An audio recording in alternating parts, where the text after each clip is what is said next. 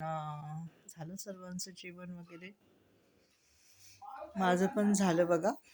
आणि तुम्हाला विशेष म्हणजे सांगायचं होतं की फरक बघा हा का.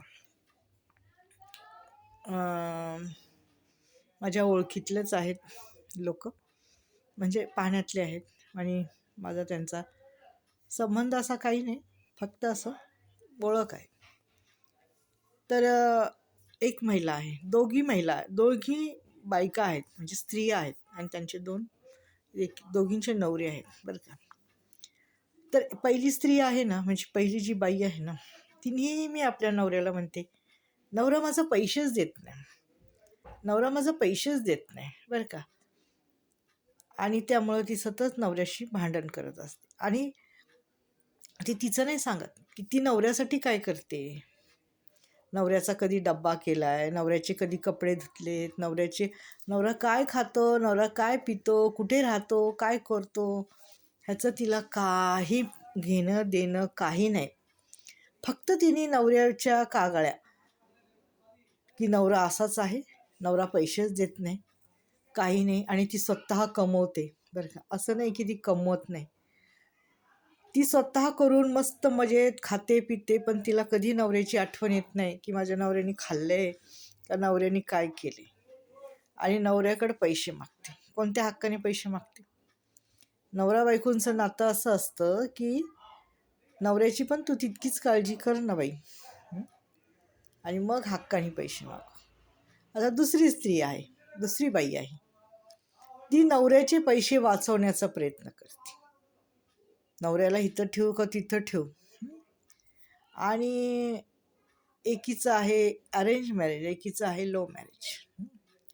तर लव्ह मॅरेजवाली काय करते, नवऱ्याला अशी पुढं करती नवऱ्याच्या, की ती असं नवऱ्याच्या मनात तिने हे केलं की बघा मी किती चांगली आहे ना असं.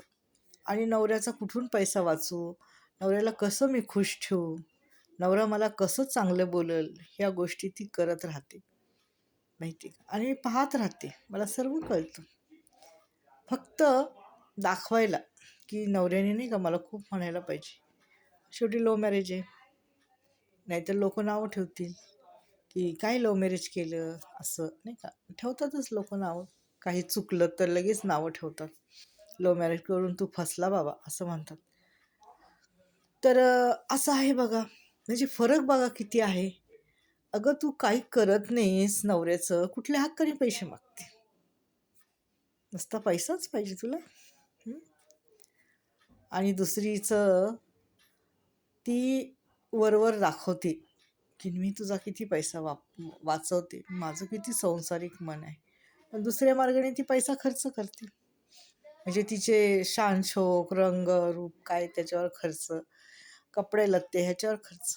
म्हणजे बघा, स्त्रिया आहे ना नवऱ्याला कुठं ना कुठं कशा ना कशा प्रकारे त्रास हे देतातच माहिती. आणि ते नवऱ्याचा पैसा कसा लुटायचा हे पाहतात. हल्लीच्या काळी नवऱ्याला जपणं कमी, पण त्याच्या पैशावर जास्त डोळा झालेला आहे बघा. पैशावाला नवरा असला की तो माझा, आणि भिकारी जर असला म्हणजे कमवता नसला की तो दुसऱ्याचा, म्हणजे आईवडिलांचा. आईवडिलांनी लहानचं मोठं करून बाई म्हणते माझा नवरा माझा नवरा. मग आईवडिलांनी काही झक मारून त्याला शिकवलं का आणि लहानचं मोठं केलं का. परंतु कालांतराने अजून एक गोष्ट घडते की त्यांना पण मुलं होतात, ते पण लहानचे मोठे करणारच आहेत ना. त्यांना पण म्हणणारी येणार आहे की माझा नवरा. माप त्याला त्याचं माप बरोबर मिळणार आहे, हो की नाही.